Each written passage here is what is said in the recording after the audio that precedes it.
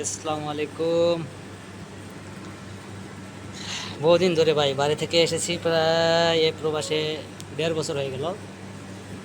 পান্তা ভাত খাই না, আজকে শখ করে একটু পান্তা ভাত বানাইলাম খাওয়ার জন্য আর কি। দেখেন পানি ঢালি দিছি, তারপরে কাঁচামরিচ, সোল্টও ডালছি একটু, তার সঙ্গে একটু গ্রেভি নিব,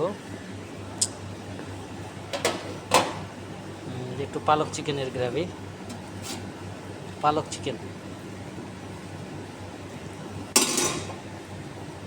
তারপরে একটু নিব কুমড়ার ঝোল, কুমড়ার ঘন্ট। ভাই রে ভাই, কি খাওয়া ভাই!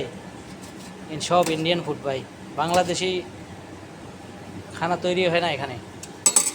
ভাজি নাই, আলু ভর্তা নাই, কিচ্ছু নাই। তারপরে একটা পেঁয়াজ নিব, একটা অনিয়ন নিব, थोड़ा सा বাস, পান্তা ভাত শুরু হয়ে যাবে এখন খাওয়া। চিকেন আছে, চিকেন খাইতে মন চায় না আর।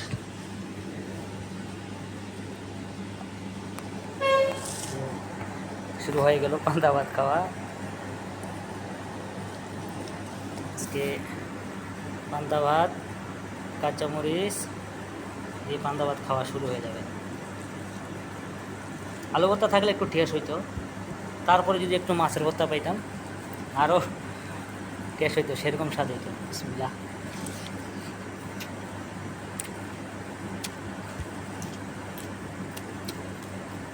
বহুদিন পান্তা ভাত খাইনি তো টেস্ট লাগতেছে, তাও আবার দুপুরের সময়, সকালে না।